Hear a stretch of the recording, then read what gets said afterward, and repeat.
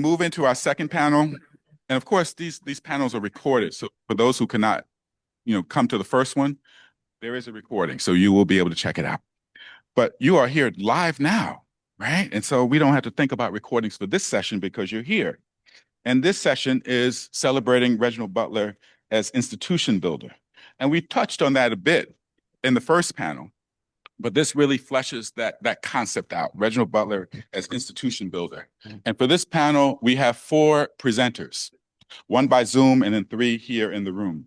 The presenter by Zoom was uncertain about the weather, understandably. And so that's why that person's coming in by Zoom. So I will introduce all of them in the order, and then they will come into the flow of the conversation, and then there will be a larger conversation afterwards, right? So our first panelist coming to us by Zoom is Dr. Corey D.B. Walker, who is the Wake Forest Professor of the Humanities and Dean of the Wake Forest University School of Divinity. He's also the director of the program of African American Studies at Wake Forest.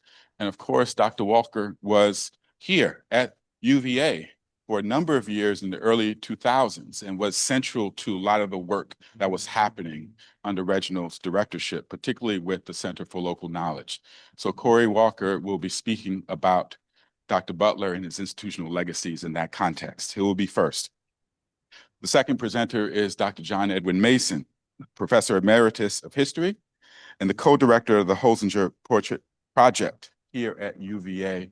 And you will hear Dr. Mason speak about that project really being started by Reginald and Scott during that time. And Dr. Mason has carried that work further. It is being exhibited, it's been exhibited at UVA, Charlottesville, all around the country. And so that work is a living, breathing testimony to Dr. Butler's work. Third will be Dr. Claudrena Harold, who is the Edward Stettinius Professor of History and Associate Dean for the Social Sciences here at UVA. Dr. Harold came during Reginald's time. I think he was on the search committee. He hired you, just to make it plain. He hired you. The wisdom of Dr. Right.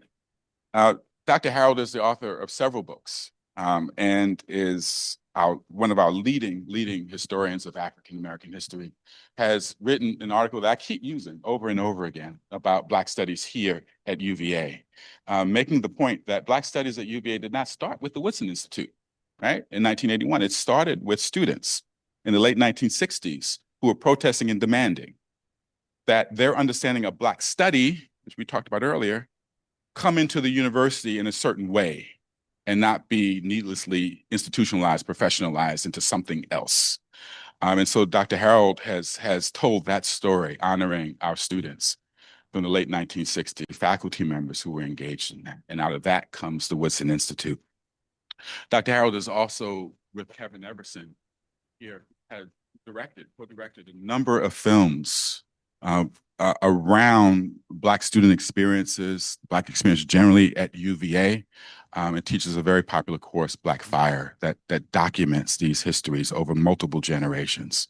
So Dr. Claudrena Harold will become third, and then Dr. Andrea Douglas, who is the executive director of the Jefferson School of African American Heritage Center, the Jefferson School African American Heritage Center. It's what happens when you read without your glasses.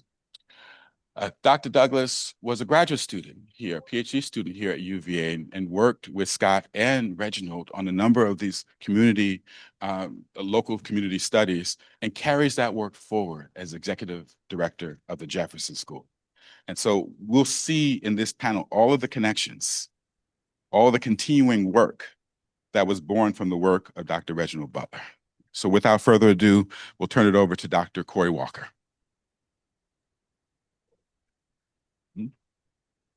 All right.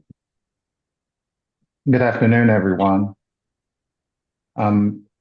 Hopefully everything is working well and you can hear me. I'm excited to be here. Although I'm joining you by Zoom, I was looking forward to being there in person because Charlottesville is always a great place to visit, and with so many friends, I enjoy coming down to seeing everyone. I was just there in November in the Black Fire class where I had the opportunity to speak about Reginald Butler and Black Studies. And that conversation placed Reginald more in a broader intellectual setting. And today I'd like to really reflect on Reginald as my intellectual mentor and friend. There are many things to talk about. I remember the MLK Public Policy Center and that Reginald and I worked on with folks down at the Virginia legislature, or the time I could walk into the office and he and Scott would be huddled around that little Apple computer writing a grant, eating bread and drinking tea, or going out to Fluvanna and working on the houses out there. Even my father has a Reginald story because Reginald asked me to officiate as a minister the burial of his aunt out in Goochland. And I said, Pops, if I'm doing this, I need to bring my father with me. And my father is a deacon. So there's lot of memories with Reginald. But today I'd like to focus really on this topic, geography of interactions and influences, Reginald Butler and a cartography of knowledge. The title, A Geography of Interactions and Influences, owes itself to Gertrude Fraser, and as I continue making my comments, that'll become plain. Raymond Williams once observed that we begin to think where we live. It is a deceptively simple claim, one that gestures toward the profound and critical engagement with the task of intellectual labor, with place, formation, and history. Yet Williams also knew, and Reginald understood deeply, that it is notoriously difficult to offer a sustained critique of a discourse in which one has been intellectually, politically, and personally formed. To think from within a tradition while refusing to be captive to it is among the hardest tasks of scholarship. It is precisely this task that Butler undertook across his career, leaving behind not a closed system of thought, but what might best be described as a cartography of knowledge, a careful mapping of interactions, encounters, conflicts, contacts, and influences through which meaning is made and remade. Butler's work consistently resists the temptation to treat knowledge as abstract, disembodied, or placeless. Instead, it insists on the materiality and density of location, on the social, cultural, historical, and political terrains that shape how questions are posed and answers pursued. His scholarship teaches us that ideas do not emerge in isolation. They are forged in contact zones, in spaces of translation and struggle, in the fraught encounters between peoples, traditions, and histories that are rarely equal and never innocent. Knowledge in Butler's hands is always produced in motion and in community. This sensibility was cultivated and sharpened in what has come to be known as the Hopkins Seminar, formerly the Atlantic History and Culture program at Johns Hopkins University. As Gertrude Fraser so powerfully recalls, the program carried a grand, if only partially realized ambition: to train a generation of scholars capable of examining the societal, economic, and cultural patterns forged over nearly 6 centuries of interaction across the Atlantic world. People, plants, animals, commodities, and destinies were brought into contact and conflict across regions bordering the Atlantic Ocean. Memory and identity, money and power, enslavement and rebellion were not treated as separate domains of inquiry, but as interwoven threads of a shared and contested history. What the program offered, Fraser writes, was a way to connect worlds and ideas that seemed so separate into a geography of interactions and influences. The Hopkins Seminar was not merely an institutional setting, it was also a method. Knowledge was produced through sustained conversation rather than authoritative proclamation, through interdisciplinary engagement rather than disciplinary enclosure. Franklin Knight, in his oral history of 1999, captured the ethos of this space as this is, in the words, this is the Hopkins way. He wanted to give life to the intellectual generosity and willingness to dwell in discomfort.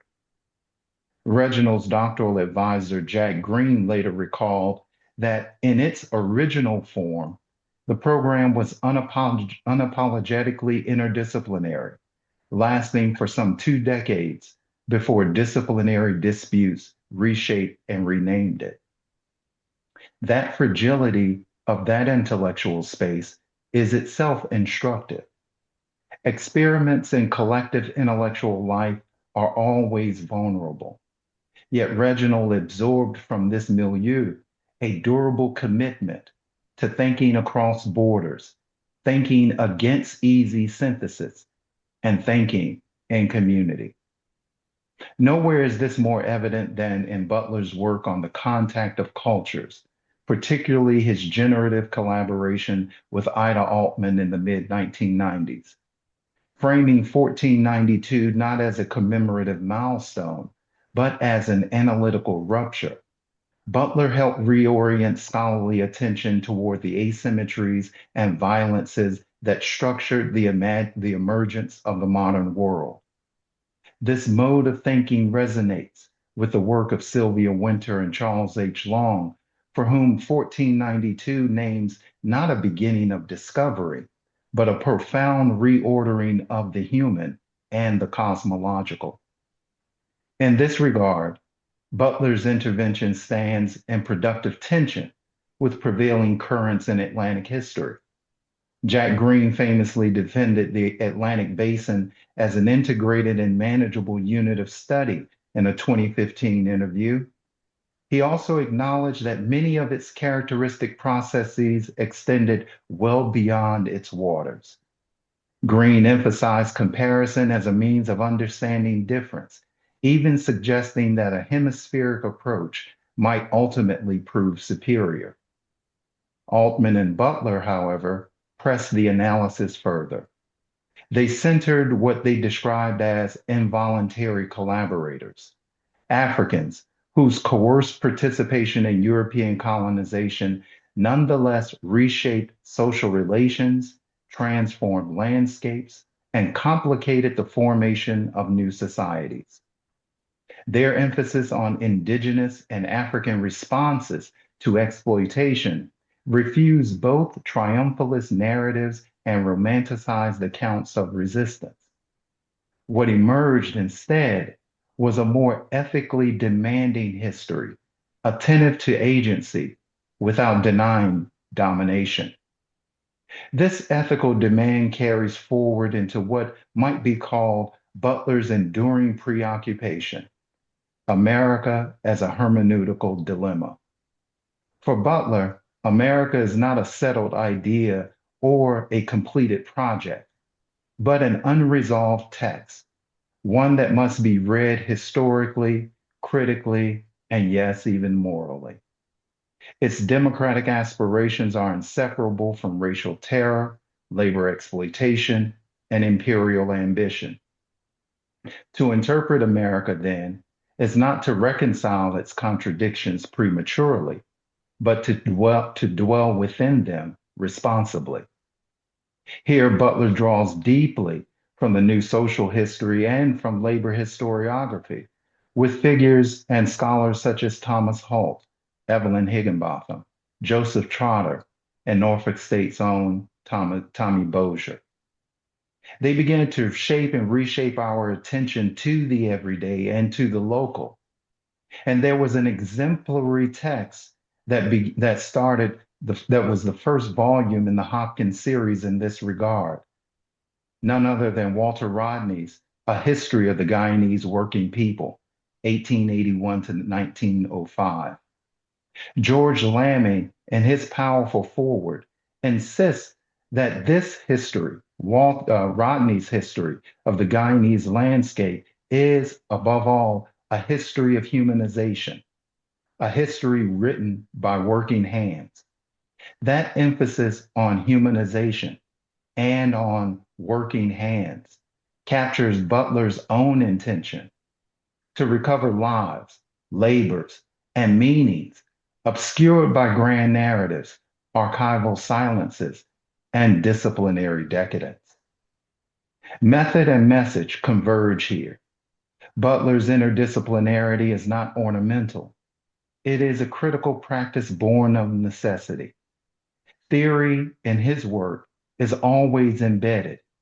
Ideas matter because they shape and are shaped by institutions, politics, and individual lives.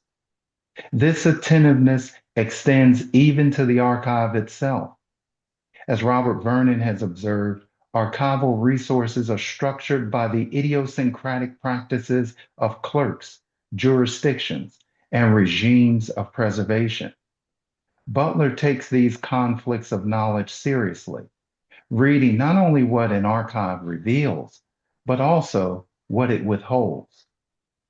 To describe Reginald Butler as a forceful and effective leader, then, is not merely to praise his institutional accomplishments, though those matter in significant ways. It is rather to recognize a deeper form of leadership, the capacity to model intellectual generosity, ethical clarity, and pedagogical care. Butler's force was not volume, but practice, precision, and most importantly, people.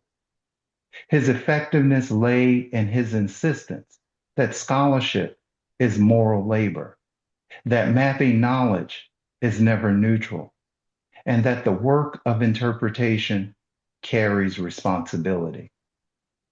Thus, what Butler leaves us is not a destination, but a way of traveling. His cartography of knowledge challenges us to attend in the deep and ethical sense as articulated by Simone Weil, carefully to where we stand, whom we encounter, and whose stories organize our maps. Inheriting his legacy means continuing the work of humanizing landscapes, intellectual landscapes, political landscapes, historical, cultural, and social landscapes. And we must do so by thinking rigorously, acting ethically, and refusing the comfort of easy answers.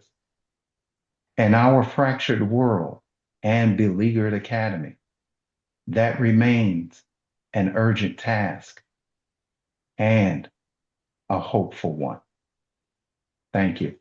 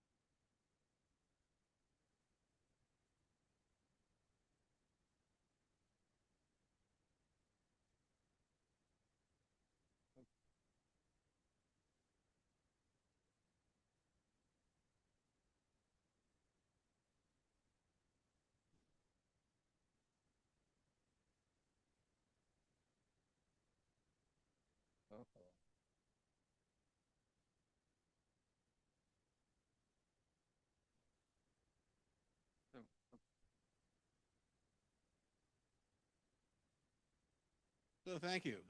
Thank you, Robert. Thank you to the Woodson. Thank you to all of you for being here. I'm going to talk about the Holsinger Studio Portrait Project, the seeds of which were planted in 1999, I think it was, Scott, at the exhibition of Holsinger Studio Portraits of local African Americans that you and Reginald put together in the Woodson. Am I right about that? Yep. And Scott knows that I was instantly fascinated by the portraits that I'm about to show you, and that I understood the potential that they had for illuminating not just local history, but the connection. Thank you. But the connection of local history to national history and of national history to international history. The wonderful thing about the Holsinger portraits, over 10,000 negatives that were produced by the Holsinger studio, which was on West Main Street here in Charlottesville. Those of you who are Charlottesville residents have been in Charlottesville for a while. It was at the site where Mel's Restaurant used to be. Not the same building, but the same lot. They shared an address. And so it was equally positioned between the university and downtown. Most of those negatives that UVA owns have nothing to do with African Americans, or nothing directly to do with African Americans. They're about UVA, they're about downtown businesses, they're about the urban landscape, the rural landscape. They are portraits of all kinds of Charlottesvillians, both black and white, mostly white. But mixed in with those portraits are about 600 portraits of African Americans from Charlottesville, from Albemarle County, from Nelson County, and a few from beyond these three places. We know the names of everybody who was, almost everybody who had their portrait made by the Holsinger studio, because we got the ledger books. We, UVA, got the ledger books at the same time that they got the negatives. So we know who paid for the portrait. We know when the portrait was made. And if you've got a name and a date, you can go very, very far in being able to tell the story of people like Lena Taylor. Now you're looking at Lena Taylor right here. And Lena Taylor's was born in Barbersville, comes to Charlottesville as a young woman. At the time she had this portrait made, she's in her late teens. She was working as a housekeeper and cook for a white family. She was probably the cook and housekeeper for the Holsinger family for a while. We're not sure when that was, could have been when this portrait was made. You know, the amazing thing about, there's so many amazing things about this portrait, but you know, what immediately captured me was the way that she's looking into the camera's lens. The Holsinger studio was a big enterprise, employed about 25 people. Among them were photographers. They were all white. Everybody who worked for the studio was white, except for Horace Porter. I'm going to tell you about Horace Porter in a minute. So it's a white guy behind the camera. And the cameras in those days were very, very large, this big old hulking thing. So she's in a studio. Camera's being operated by some middle-aged white guy. And her poise, her self-confidence, her sense of herself comes through so powerfully in that. And then we can talk about her blouse and we can talk about her hat. But, you know, it's a wonderful introduction to the kind of portraits that are in the Holsinger studio. Yeah, I'll stop right there and keep showing you some more. So we had an exhibition here at UVA in 2022 and 2023. Over 10,000 people came to that exhibition during the time that it was up. That's an astonishing number. An astonishing number. And it's not just UVA people. It was people from the community. It was people from the surrounding areas. You know how bad parking is. And to get 10,000 people into that gallery is a really astonishing thing. It's by far and away the largest exhibition in terms of numbers of audience that the University of Virginia has ever had. The project continues to live. It went from UVA to the Black History Museum of Virginia in Richmond. It was there for a month and a half. It then went to Westminster Canterbury Retirement Home, and you scoff, but Westminster Canterbury has several hundred residents. But the cool thing is not only they have several hundred residents, but on weekends they have many scores of children and grandchildren who are passing through. So we had another big audience. It was in the Northside Library for a time, public library here in Charlottesville, the Northside Library. It is right now at Trinity, in the parish hall of Trinity Episcopal Church on Preston Avenue, historically Black congregation, and it will soon go to Charlottesville High School. So, this is a living exhibition that will transform the way that people see the history of the city and the region. Okay, so one of the things I learned from Reginald Butler and Scott French was not only the power of these portraits, but the power of partnerships and the power of money. And so here are some of the people who helped make this possible.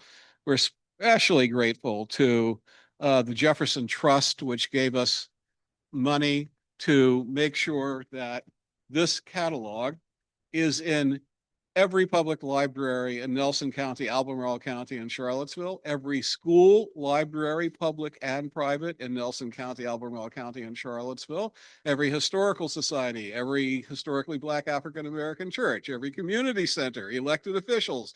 We're just getting this out there, and we had the money to do that from the Jefferson Trust and to make it free. You can get your own copy as a PDF. As a free download. See me afterwards. I have cards printed up with the URL, and it's a gorgeous, gorgeous catalog. Jefferson Trust, got a shout out to them, and of course the Jefferson School African American Heritage Society, which has been a partner for a long time on this project, since before we even had an exhibition. Phew, it takes a village. It really does. And that's another thing that I learned from Scott and Reginald. You cannot do this by yourself. One of the things about, being a colleague, not a close colleague, but a distant colleague of Reginald and Scott, and watching them work was to see how collaborative they were. And this does not come naturally to historians, or at least it didn't come naturally to me. Historians, we go into the archives by ourselves. We do our writing by ourselves. We show our work to other historians for sure, but there's a lot of being alone. And in a project like this, there was not very much being alone. And that's one of the things that I saw modeled so well at the Woodson. Undergraduate researchers. What else did I learn from the Woodson? We had a grant to pay our undergraduate researchers, and they were great. You give them a little bit of information, you give them a little bit of know-how, and they're going to come through, and they really did. This was just such a great group of students to work with. And of course, I always talk about the pioneers. If you were at this morning's session, it was brought home that people, you can talk about standing on Reginald's shoulders, but he had a lot of different shoulders, right? And so the shoulders that this particular project is built on are the shoulders that were interested in photography. The shoulders that were interested in the way that the photographic image can tell us things that words cannot, can open up windows that words cannot. And so I'm eternally grateful to Reginald and Scott for just, showing me the possibilities, showing us the possibilities. So you learn from all kinds of colleagues. And so here's a shout out to Kevin Gaines. Kevin's first book, Uplift the Race. Did I get that right, Kevin? Uplifting the Race. Thank you. Wow, a fantastic book. And, he has a sequence in there, half a chapter or so, where you're talking about the photographic image and what the photographic image meant to African Americans. And this really helped shape my thinking. So let me just show you some things. And I'm not going to talk about each one of these images, but I want to show you the kinds of images that we're working with. So we've got the negative that has the portrait, and we've got the ledger book. And so we have a name and we have a date that the portrait was made. And so we can find out about Lula Cosby. And one of the things I love about Lula Cosby is that she was a seamstress. which was a good job to have in Charlottesville at the time. If you were a black woman, it meant that you were not working inside the home of a white family. You meant that you were not cooking for a white family. It meant that you were not doing the dirty laundry of a white family. It meant that you were not changing the diaper of a white baby. It meant that you didn't have to worry about what the master of the house is going to do to you. Right? There were all kinds of reasons why being a seamstress was really great. So Lula Cosby, her clientele was both black and white. This was, we're still in an era before off-the-rack clothing is all that common, right? So many, many women had especially their best dresses made by local seamstresses. We think that Lula here is wearing every stitch of clothing she probably made herself. Except maybe the hat. We don't know who the local milliner was. We don't know who the local hat maker was, but we know several black seamstresses, and Lil is one of them. Sometimes we don't know very much about people, but we, in a direct and biographical sense, but I was just talking to Kwame about this, and we were talking about the way that posture, tailoring, facial expression, provides you with information about people in ways that you don't get from the biographical details of occupation, birth, death, and that kind of thing. Cora Ross, wow. If you look at her and you would say, wow, this is a woman of tremendous strength and tremendous intelligence, you would be absolutely right, but you wouldn't know from this image that she spent most of her life working as a cook and a housekeeper for white people, and she was also a farm wife.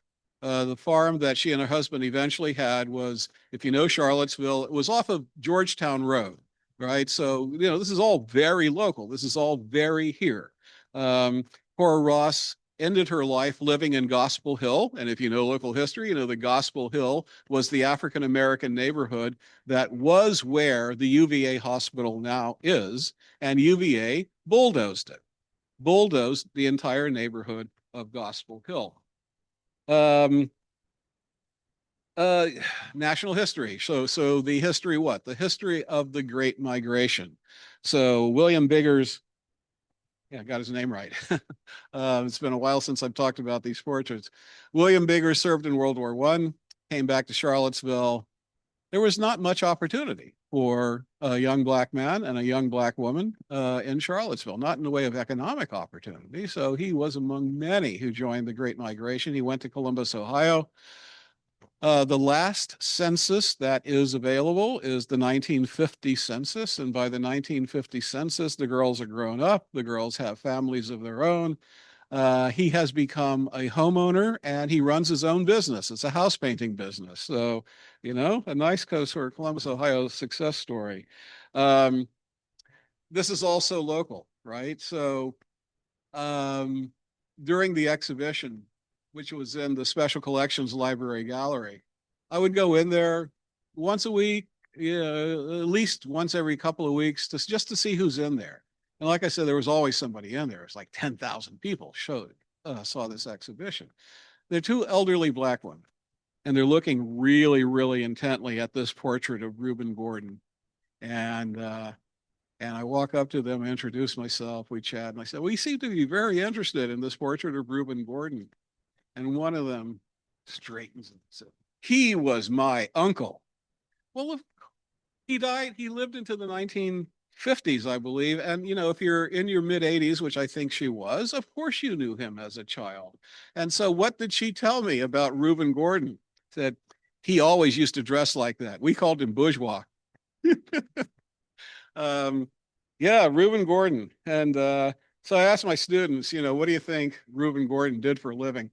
And they'll guess. And they say, oh, he was a banker. I said, no, we're talking about Charlottesville in 1917. He's not a banker. Oh, he's a lawyer. No, we're talking about, there were no black lawyers in Charlottesville in 1917. This, that, and the other. And, but nobody ever guesses what he did for a living. That's him. That's Reuben Gordon. He was the manager of the stables for a wealthy horse owner in western Albemarle County. Then, just like today, if you made pots of money in the stock market or somewhere else, you bought a farm in Albemarle County and you started raising thoroughbreds. So Reuben was the manager of the stables out there, and as you can see in the background, the stables were a big enterprise, right? So if you look carefully at the way that Reuben is dressed here, look at his shoes. He knew the cameraman was coming out, and it's like he's not the subject, right? I mean, the owner of the horses, a guy called Ortman, had hired the studio to come out. The studio made a series of portraits, at least 7 or 8, of his horses, right? But it's going to be the stable manager who's going to hold the reins to keep the horses still.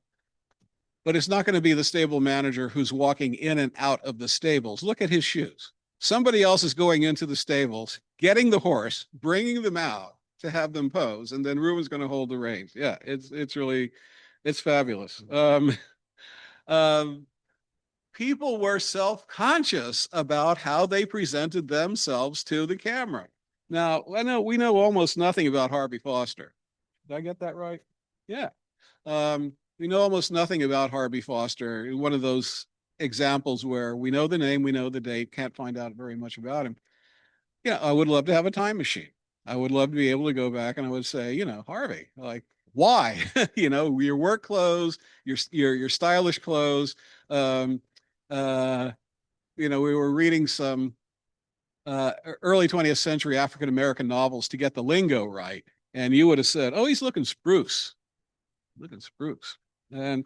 but that that contrast is really, really interesting, right? So he shows up in one set of clothing and changes to another, but he had an idea about how he wanted to be seen and how he wanted to represent himself.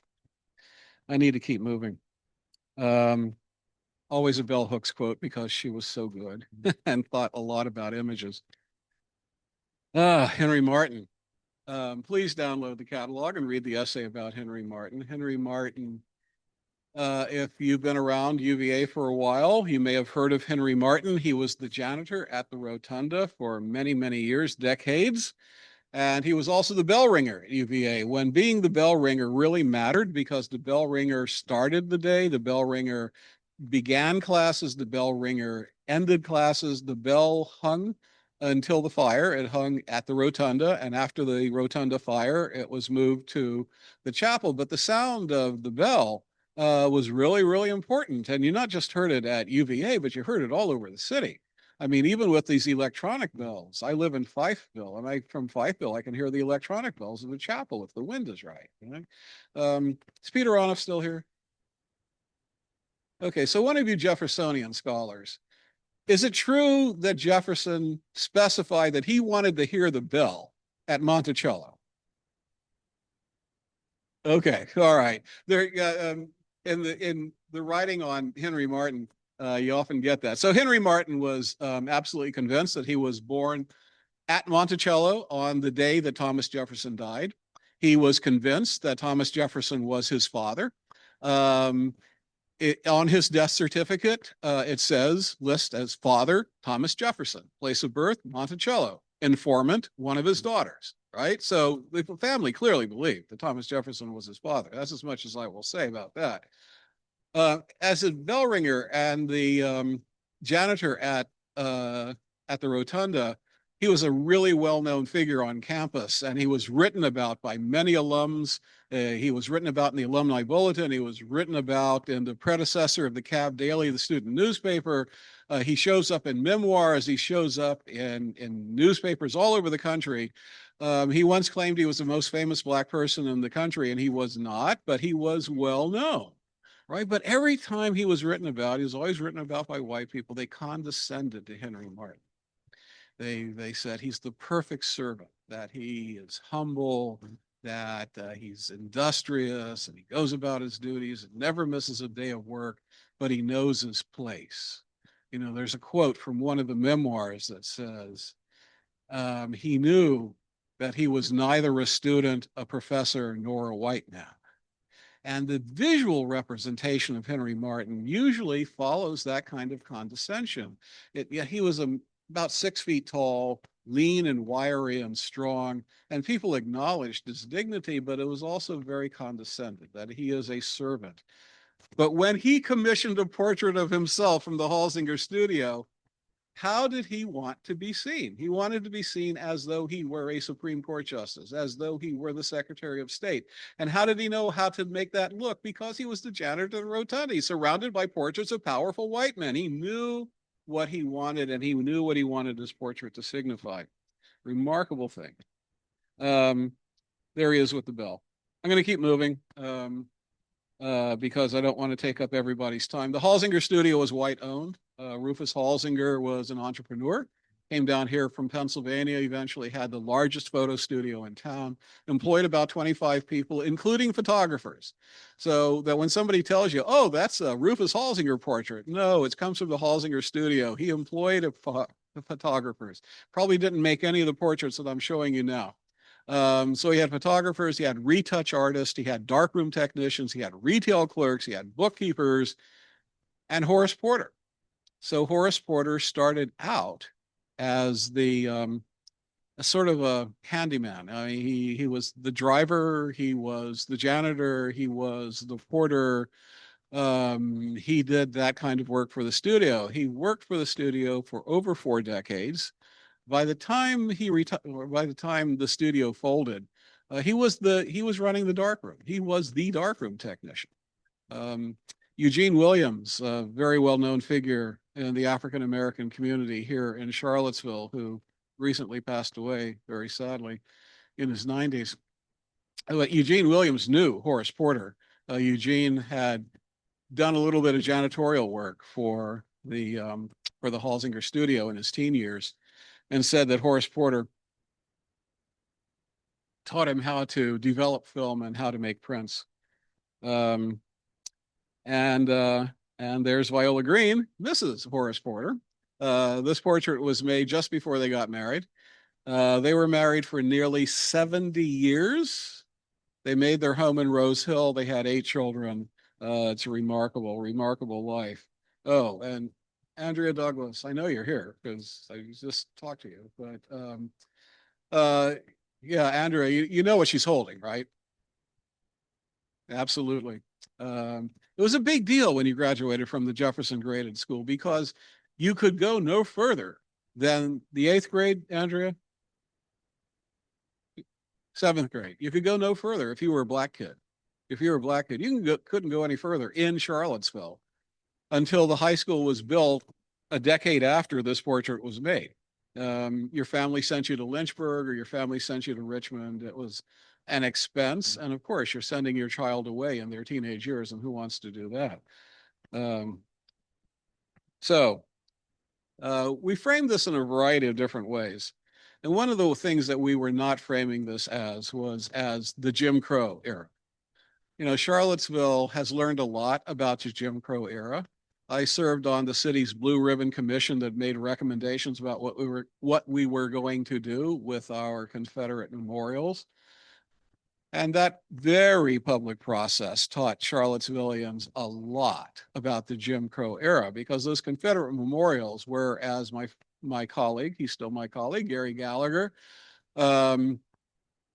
told us in one of the public hearings, you know, these are not so much war memorials as they are Jim Crow memorials. Right? These memorials went up at the height of the Jim Crow era. And in many ways, those memorials were white Charlottesvillians patting themselves on the back for reestablishing white supremacy that had been threatened under Reconstruction.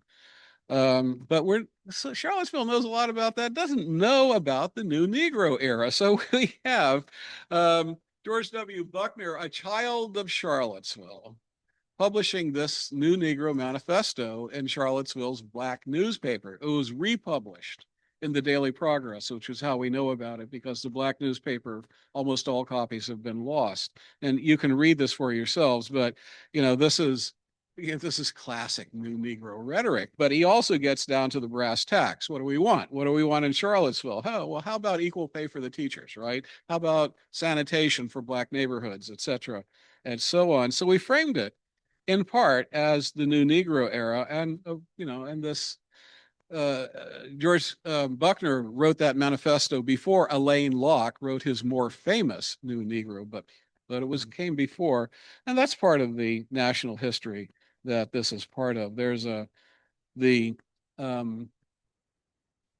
the front page of the Charlottesville Messenger, which was the black newspaper. Only one copy of one issue is known to exist, but there's its manifesto. And as you can see, its manifesto is very much a New Negro motto. Its motto is very much about that kind of New Negro-ness, turning the page. Marie Gordon, if you blow up this image, we had them scanned at a very, very high resolution, had the negative scanned at a very, very high resolution. You can read her diploma from the Jefferson Graded School. It's just remarkable. Okay, so we've got people like Dr. George Ferguson, but as you see, one of the first African Americans to establish a private practice in Charlottesville area. The cool thing is that these portraits allow you to talk about a lot of different people. And so we can talk about Louise, right? Louise Ferguson, who was part of the Great Migration. She went to Cleveland, where the Ferguson family had some family roots. She migrated to Cleveland, had a long career in the Cleveland Public Library as a librarian, a long and successful career. The little boy, George Ferguson Jr., grows up to be one of the most important leaders of the civil rights movement here in Charlottesville, was instrumental in bringing the lawsuits that desegregated the Charlottesville city schools. As I'm sure you know, Virginia, and Charlottesville included, was dragging their feet about segregation, just resisting it tooth and nail, to the extent of closing schools here in Charlottesville rather than integrate them. But it's that little boy who grows up to be one of the most instrumental leaders. So we found all kinds of cool things, that Black women voted in droves. 21st Amendment gets passed almost the next day. They're going down to the courthouse to register to vote. I don't have the numbers at the top of my head right now, but over 100 African American women were sufficiently affluent that they could pay the poll tax and register to vote and vote immediately after the election. I mentioned George Buckner, who wrote the New Negro Manifesto here in Charlottesville. One thing about the people in these portraits is that you can't build much of a case that they were activists in the modern sense of the word, and you can't build much of a case that they resisted Jim Crow tooth and nail. But words like resistance can come in all kinds of different flavors. And one of the things about the generation that Anthony Butler represents, and the generations that most of the people in these portraits represent, is that they created the foundation on which civil rights activism was built. And it was people like the people in the portraits who maintained the churches and the schools, who were members of the women's clubs and the sororities and the fraternities and the fraternal organizations. It was those who managed somehow, in the face of all kinds of obstacles, to pay their poll tax, register to vote, and engage in electoral politics here in the city of Charlottesville. So Anthony Butler was born into slavery, managed to go to Hampton Institute, came back to Charlottesville, became a very successful grocer. George W. Buckner of the New Negro Manifesto here in Charlottesville was his son. So standing on his father's shoulders to become a civil rights activist. Buckner, the younger Buckner, eventually moves to St. Louis, where he becomes one of the leaders of the Urban League out there. And that's Eileen. Eileen is the granddaughter of Anthony Butler. There are people still alive here in the city of Charlottesville who knew her, right? This is an ancient history. They knew Eileen. She's buried in the Daughters of Zion Cemetery, and you can go over there and pay your respects to her.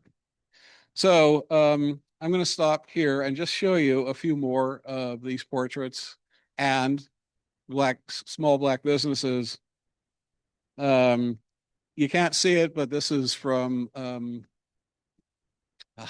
the Southern Insurance Company. Okay, so black-owned insurance company out of Richmond. There's the sign. So what does it say? Office, Southern Aid Society. This house was up on 10th Street. Zion Union Baptist Church in Vinegar Hill.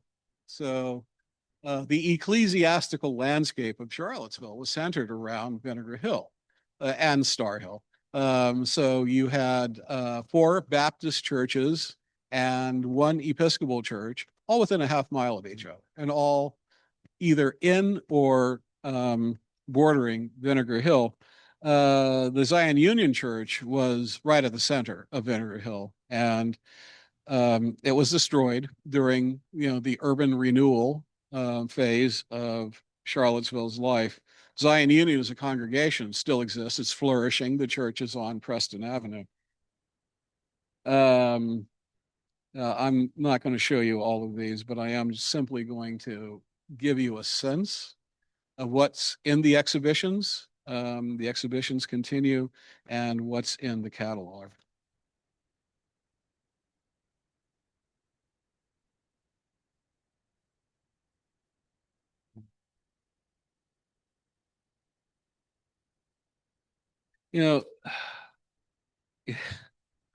I worked with these portraits for a long time, and I've fallen in love with the Kennedy sisters. And I've fallen in Kennedy sisters because they radiate such strength, such inner strength, such poise, such, yeah, they go, they're very poor women. You look closely at the negative. I mean, their clothes are a bit ragged. If you do the research into their lives, you know that they worked as housekeepers and cleaners and whatnot, but man, that did not define who they were. That absolutely did not define who they were. And everybody in these portraits wants you to know that they were not defined by Jim Crow. They were not defined by their occupation. They were not defined by racial oppression. They had their own sense of who they are. And here's the international thing. We have several portraits of African-American vets who came back in 1919 and had their portraits made by the studio. Fayette Johnson was one of several who saw action in France. Not every Black soldier who was sent to France. In fact, most did not see action. Most were serving in the Quartermaster Corps because the Army was very reluctant to arm Black men and send them into battle where potentially they could shoot white men. But Fayette Johnson's unit was seconded to the French Army, so they served under French command, and his unit was awarded the Regimental Croix de Guerre for gallantry in battle. Yeah. And of course, like all Black veterans, came back. You say, well, we got a blank check here, right? We just served on a country. We put our lives on the line. We faced battle. What do you got for us, America? And you know the answer. You know the answer. Okay, so this is also the Jazz Age. And so if you turn this negative upside down, you can see the sheet music that Jessie White is holding on her lap, and she's holding the latest sheet music of 1913, the latest hits. This is before recorded sound became commonly available. So if you wanted to hear the latest hits, somebody had to be able to play the piano or the guitar, and that's how you heard the latest hits. And so she's got the sheet music for the latest hits. She's part of the Jazz Age. And here, Mamie Smith. This is an ad from the Daily Progress. And so we know that Charlottesville's Black community was very, very much a part of the Jazz Age. And even though the Black newspaper doesn't survive, the Daily Progress does survive. The Daily Progress wrote an article about Mamie Smith's concert. And we know that it was at the Jefferson Theater, which still exists downtown Charlottesville. Jefferson Theater was usually very segregated. The Blacks could only sit in the second balcony, not the first balcony, the second balcony. But for this special event, the Jefferson sealed off one small section of the main floor for whites, and everything else was for Black people. So yeah, and they packed the place. Daily Progress says the place was packed, absolutely packed. And so you can see the Jazz Age in the portraits, can't you? It's so terrific. I know I'm going long, but I can't stop talking about these portraits. So I show, I would show these to my students when I was teaching, and they'd say, "Huh? What's going on here? She's white." I said, "No, she's not white. She can't be white." And she's not. She's not. You look at the census, she is mulatto. And I have to say that black kids always got it. Black kids always knew she was light, but it was the white kids who sometimes thought um, that Nettie was white. The other thing I love asking about is like, what do you think they did for a living? And nobody ever gets it. Nobody ever gets it. You know, some of you want to shout out what you think this couple did for a living. Don't be embarrassed. Give me a guess. I'm not going to put my hand down until somebody shouts out a guess.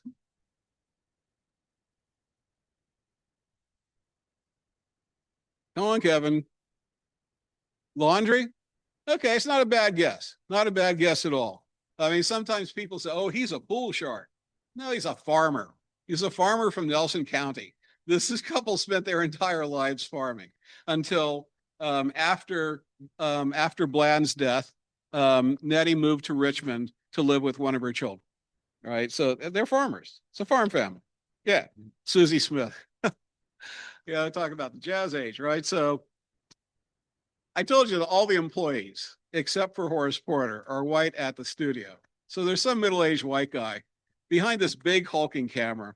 And you can imagine him saying, Miss Smith, no, he wouldn't have said Miss. He would have said, Susie, would you please straighten up and look at the camera? And she said, no, no, she's got other ideas. Bill Hurley, as they would have said, was a full-grown man. Um, he knew it. He knew it.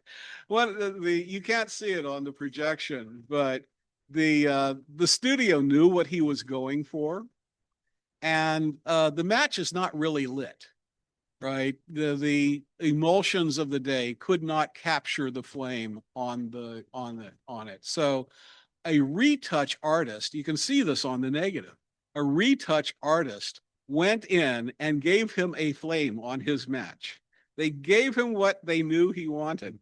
Bill Hurley was a well-known, a working man. Worked with horses, worked in stables, was manual labor, all of this kind of thing. But he shows up in Charlottesville history. So he's a well-known figure. And so this guy, Rufus Holsinger, who owned the studio, he did all kinds of different things. Um, he owned the studio, which was, moderate, medium-sized business. He was the Ford dealer for a while. That's why he's sitting in the passenger seat of this 1903 Ford. He was a major real estate investor. He was on the board of directors of one of the banks. He was president of the Chamber of Commerce for a long time. And while he served on city council, Karen Waters, are you still here? Karen, what did he do when he served on city council? Yeah. Yeah. He was not a racial liberal, right? And, he was a white man of his time and place, and he didn't challenge the racial mores of the day, but his studio produced these incredible portraits, which allow us to really change the way that people see the history of this place. And I want to say thank you to Reginald. I want to say thank you to Scott, because we couldn't have done it without you, literally.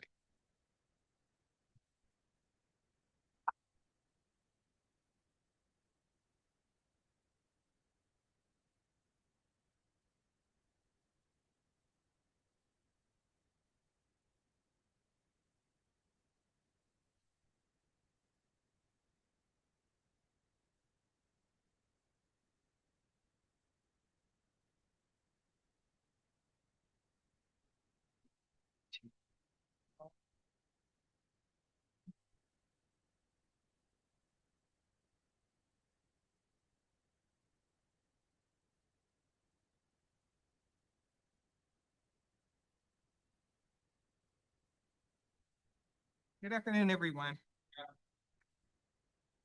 Thank you so much for the opportunity to participate in this timely and critically important symposium honoring Reginald Butler, an intellectual visionary whose impact on the academic of this university remains as vital and enduring as ever.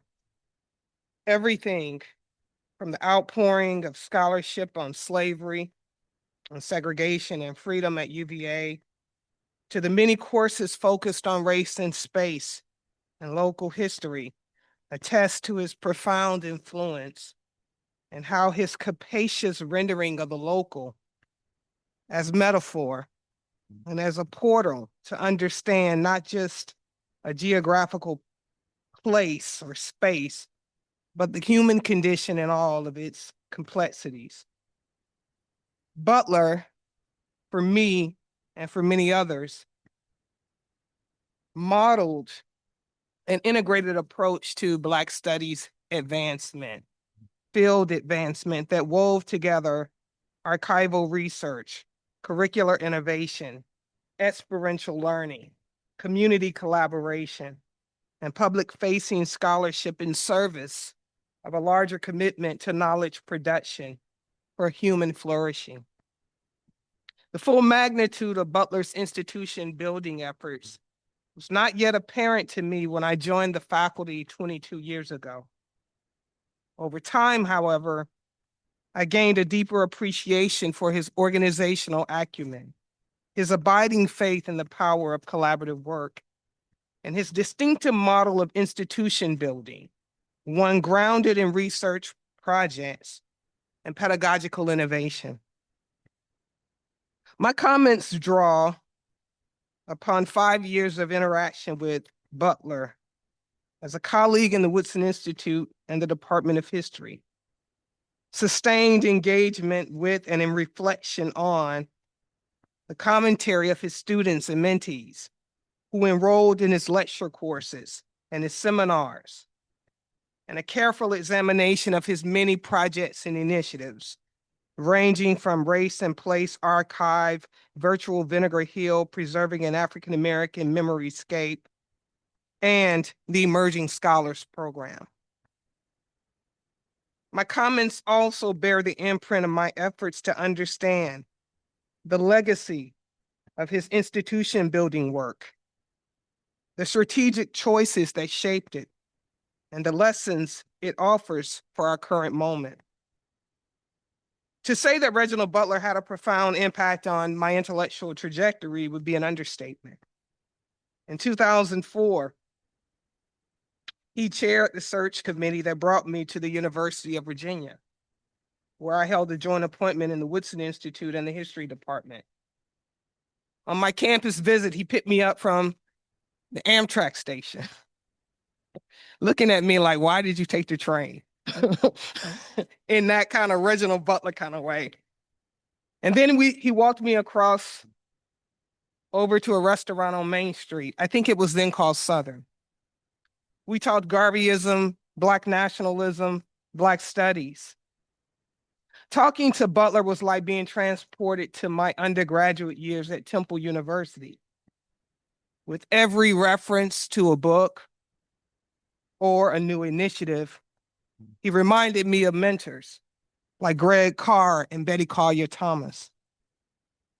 And see, the conversation was easy, yet invigorating.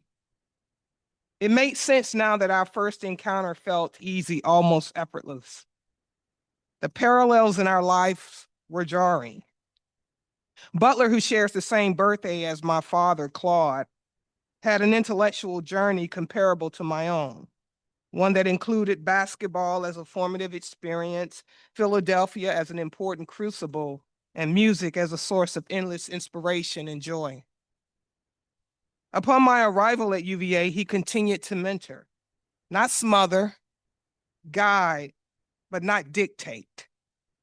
Still learning the rules of the game, I observed his interaction with colleagues, his mentorship of undergraduates and graduates, his engagement with the local community, and his careful curation of the Institute's many research projects. The FTEs at the Woodson were low, but the clarity of vision was crystal clear. And the community was vibrant. There was Scott and Reginald, my dear friend Corey Walker, Hanan, and Marlon Ross. And there was Cheryl Hicks, postdoc. And more importantly, there was a critical mass of undergraduates, which by my second year included folks like Adam Getachew and J.T. Rohn, deeply committed to Black studies as an intellectual project. This is clearly not organized, but work with me. The vibrant intellectual world I inhabited in 2004 had been cultivated by Reginald Butler, who prioritized undergraduate education and viewed the advancement of Black studies as an intellectual project dependent on not just the accruing of faculty lines, but also the training of undergraduates in the methods and the theories of the discipline. That UVA's unique and singular contribution to Black studies and to the Black studies pipeline could emerge not just from the internationally renowned pre-doctoral and postdoctoral fellowship program, but from the undergraduate curriculum and the undergraduate student body. This prioritization of undergraduate teaching and mentorship was evident immediately upon his appointment at the Woodson Institute as the director of the Woodson Institute in 1996. In an article in the Richmond Times-Dispatch, Butler was unequivocal in his commitment to strengthening the AES major, which had been in existence since 1970, as well as positioning undergraduates at the center of the major debates about the direction of the field. In sharing his plans with the Times-Dispatch, he expressed a desire to create forms that get beyond, quote, all the name calling that engage the question of Afrocentricity and look at it historically.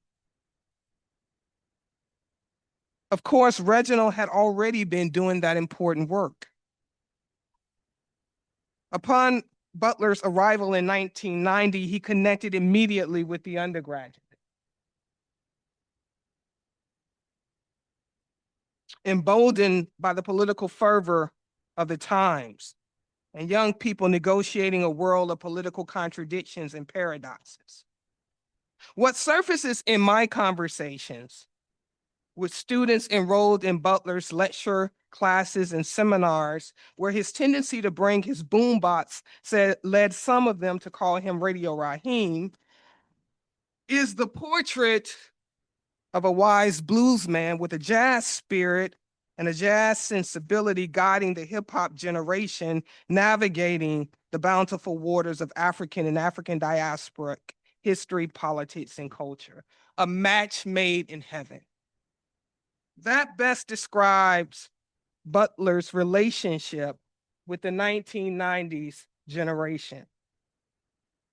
When students began classes in 1990, there were 1,200 African-American undergraduates, constituting about 11% of the student population. That number rose to 1,300 the next year. In fact, throughout the 1990s, the African-American undergraduate population, was never less than 10%. Old organizations continued to thrive and new groups and traditions emerged. BSA remained the heartbeat of Black UVA. Black Voices was incredibly vibrant, and Black Greek organizations remained an anchor of social and cultural life. And then there were new organizations that included the Paul Robeson Players and new traditions like Blackout. What Reginald Butler also encountered was a generation of young students, young Black students, with a deep thirst for history.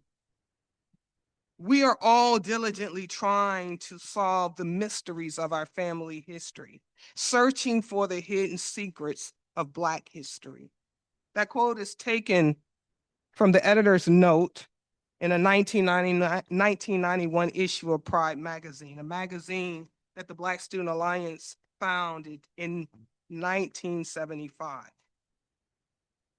For hundreds of students, the mysteries of family history and the hidden secrets of Black history were revealed in Butler's class. He was the consummate intellectual, Professor Cheryl Hitz recalled in a recent conversation. So, when Butler assumed the directorship, he prioritized and institutionalized those relationships. And he also prioritized the work that emerged from his mentorship.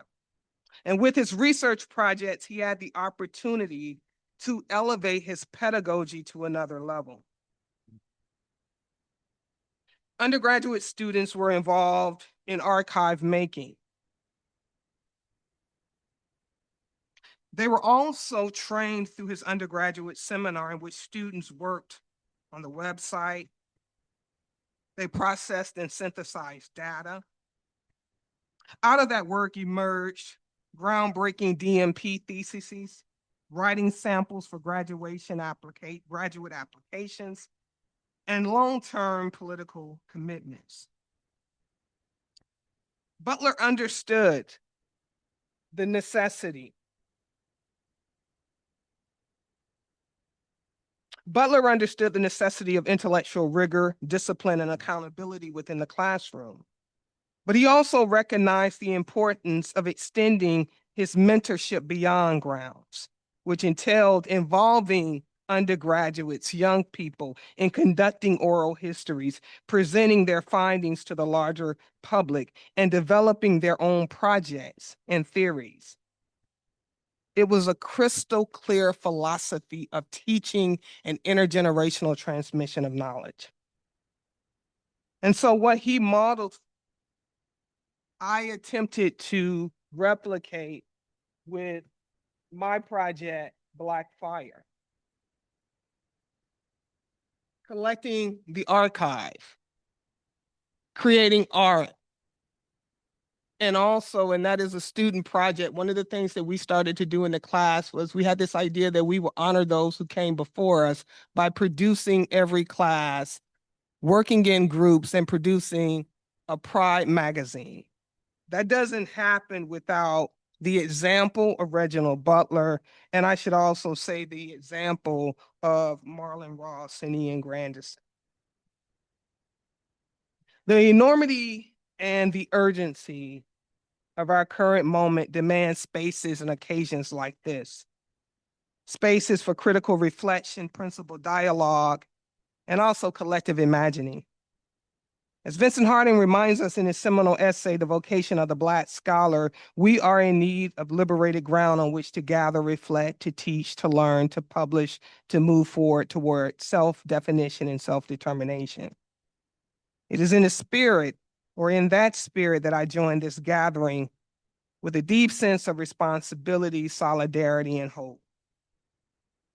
Admittedly, my remarks today were shaped by my engagements with Black studies as first and foremost a teacher of undergraduates, now part-time administrator working within an ever-evolving institutional landscape, the institutional landscape of higher education, and as a scholar committed to the Africana work of recovery, translation, and reimagining.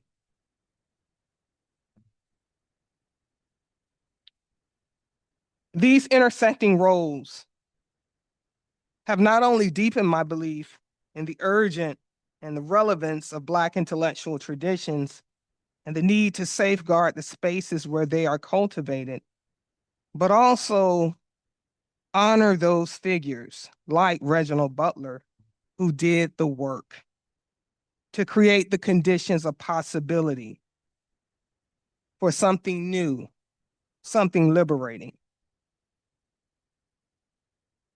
I want to say just something very briefly about Reginald Butler as a teacher. Embedded in Reginald Butler's work with undergraduates and embedded in his mentorship of young people is the belief in the dignity and intrinsic value of each individual, that every student has a singular gift, or what Du Bois might say, a message for the world, and that within our institutions of learning, we have a responsibility to nurture that gift. So thank you to the Woodson Institute. Thank you to the Butler family for providing me with an opportunity to reflect and remember. It has been affirming in more ways than I can say, so thank you.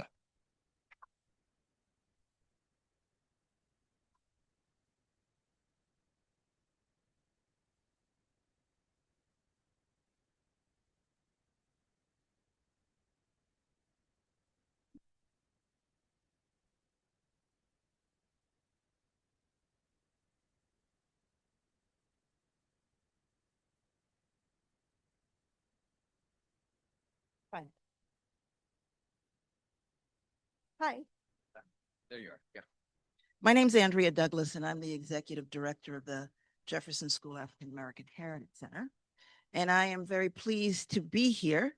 To be honest, I only in passing knew Reginald Butler.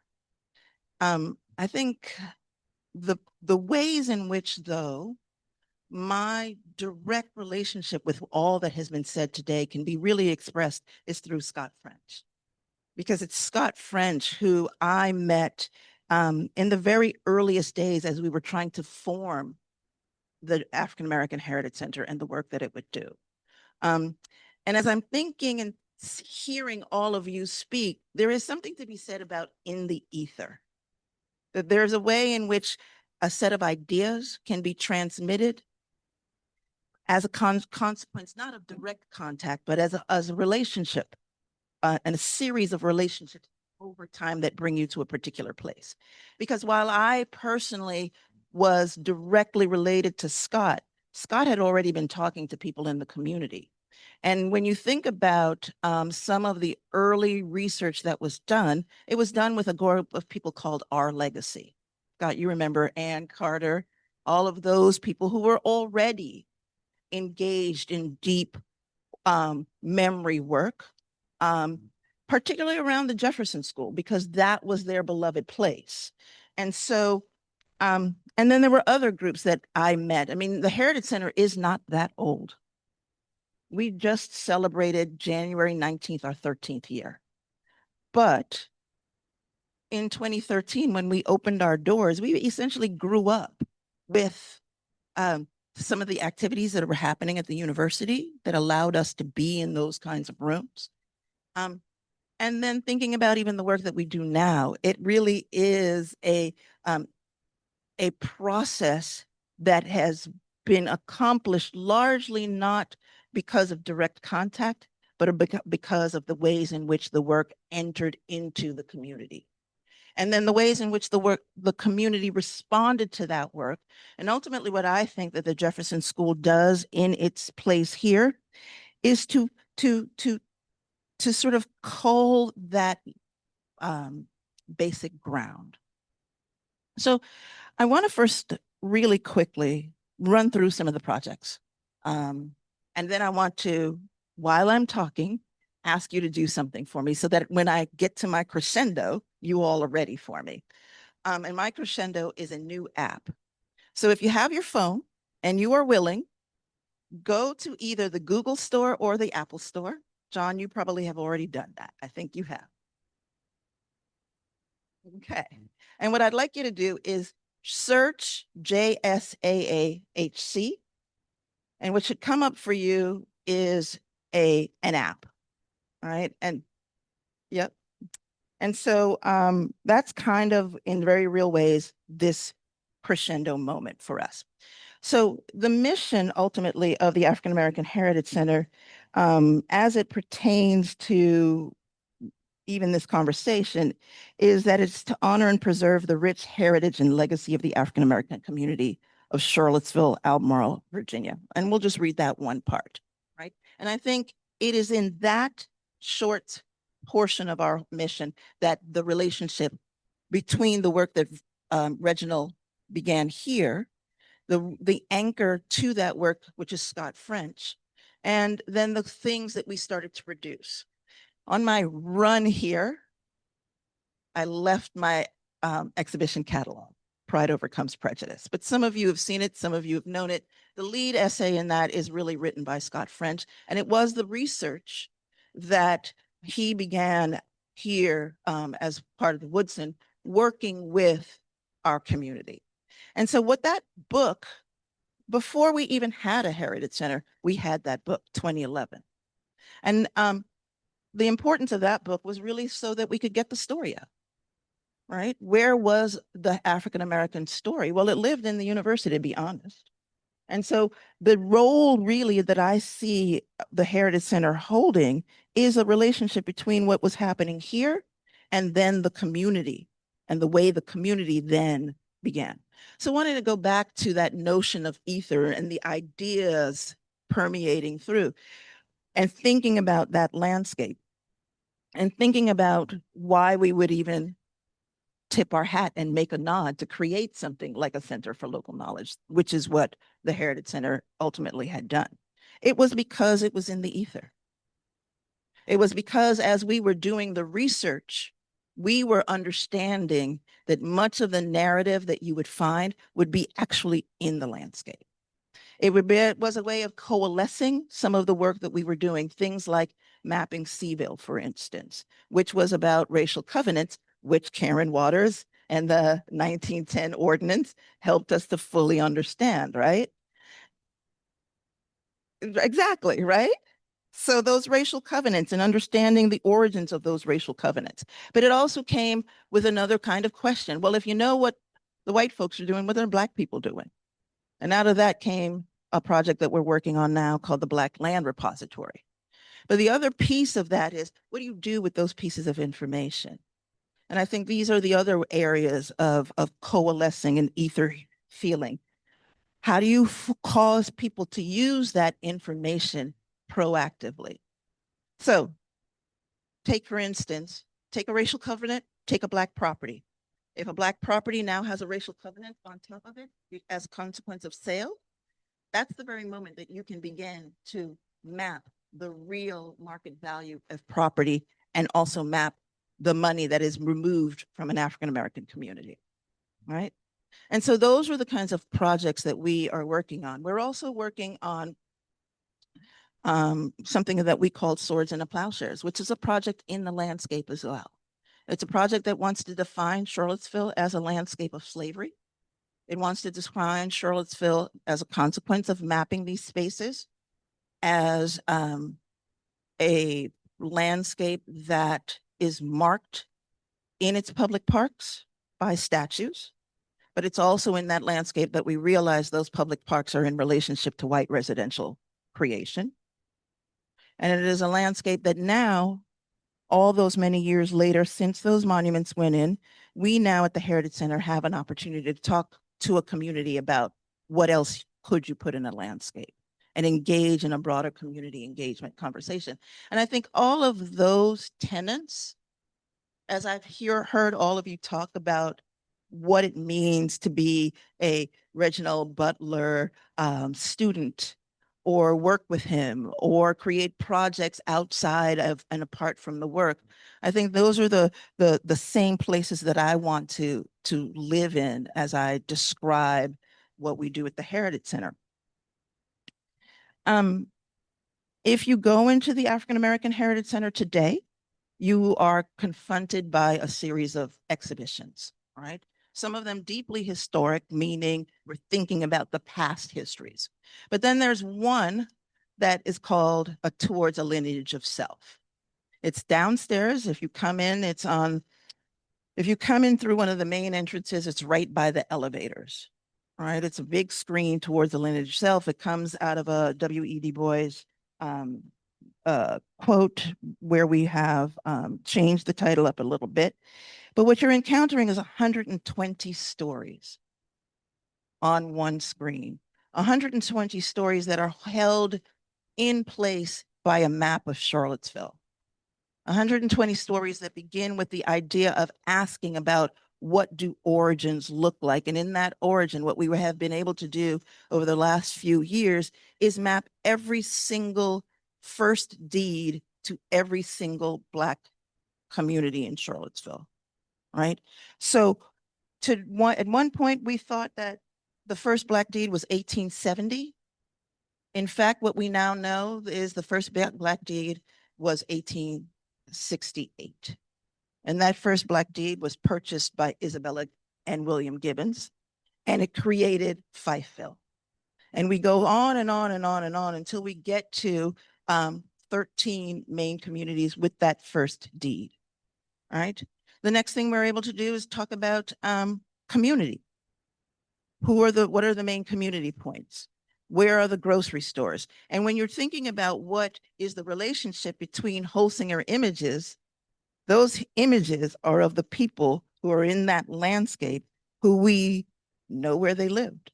We know who rented from them. We know that people like John West owned 500 properties. We now know where all of those are, right? And so as you start to think about what a legacy looks like in an academic institution, you can also nod to what a legacy looks like outside of that institution. What does it look like when a community begins to write its own narrative? And ultimately at the Center for Local Knowledge, that's what we are interested in doing, is having the community help to write its narrative. So one more opportunity for that, Vinegar Hill. There are several people who live in our community today who really understand deeply what Vinegar Hill looks like, who mourn the loss of place. So how do you take research about that place? Thank you, Scott. When we first opened, what we had in our downstairs was Scott's slideshow, right? And that, you know, it was a wonderful thing to have, except for when children decide to pay on it and put grape juice on it. And that's the story of public history in public places, right? They wreck your computers. But right across from it was another story that were the images of Vinegar Hill that we were also able to partner and get those stories out. But as one begins to think, what happens to those narratives? How do you cause people to be activated by those stories? What's happening at the Heritage Center now is we have a group of about 10 former members of the Vinegar Hill community who meet once a month, who share their stories, and then begin to plan for themselves. Well, what do you want to do about it? Now, I'm not saying this is what we're going to do about it. You didn't hear this from me at all. But what about a class action suit? Is that possible? Can you really look at the real value of those properties? Vinegar Hill, when it was taken down, 1.6 million. Today, those properties are $55 million and more. Those are real kinds of questions that can be asked. And they're being asked largely because of the kinds of methodologies that you all have brought to this subject of public history. Yesterday I was at I had to do an interview, a quick interview. And one of the quick interview questions that I was asked was, how does one contend with the morass that we live in? When all of the stories about Black people are so very negative, how do I come to work every day? Right? How do I continue to delve into people's narratives? And it's very much what Claudrena just said. It's about humanity. It's about every single story creating another notion of humanity. And so what I said to them was, I might be one of the more optimistic people you're going to meet today, because every single day I hear a story that is about the progress of humanity, not the resilience of people, but the progress of people, the persistence of people. So in so doing, did you all download the app? I want you to know that when we released that app, the first day download of that app, according to the people who made the app for us, that was the largest download. So you all in this room could potentially be the second largest download. So thank you very much. It's not a trick though. I want you to go through and look at the possibilities of what it means to extend a story in a digital form. That's really why I wanted you to download it, because we're working on using this as a way of bringing more people to our narrative. So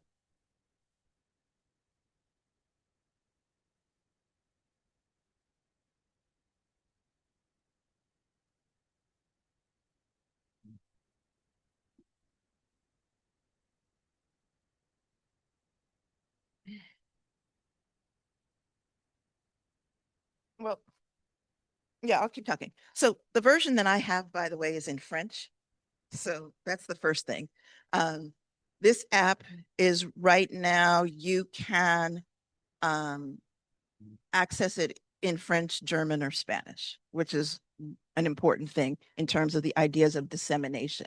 But the second thing that is about it is that there are things that you can put in an exhibition that not everything goes on the wall, and using a self-guided app allows us to tell as many stories as we possibly can. So the first iteration that you're seeing right now is about what is on the wall, but we already have multiple stories that we can load up on that. The next iteration that will come up February 1st, you will see a new tour, and that's our Liberation and Freedom Day tour. And that Liberation and Freedom Day tour is the 8 miles of all of the important sites of African-American history in Charlottesville within this 8-mile loop, right? That's because we run a Liberation and Freedom Day run walk. But think about this as an evergreen app that allows, again, us to add as many stories as we want. So if you have 120 people in the first download, and now however many you are have just downloaded that, this allows us to have this kind of multiplication factor that allows us to do exactly what you all began here, but begin to talk to the world, right? When I first encountered this app, I was at the Whitney plantation. So the same people who created the app for Whitney Plantation created the app for us. And so I think that as an institution,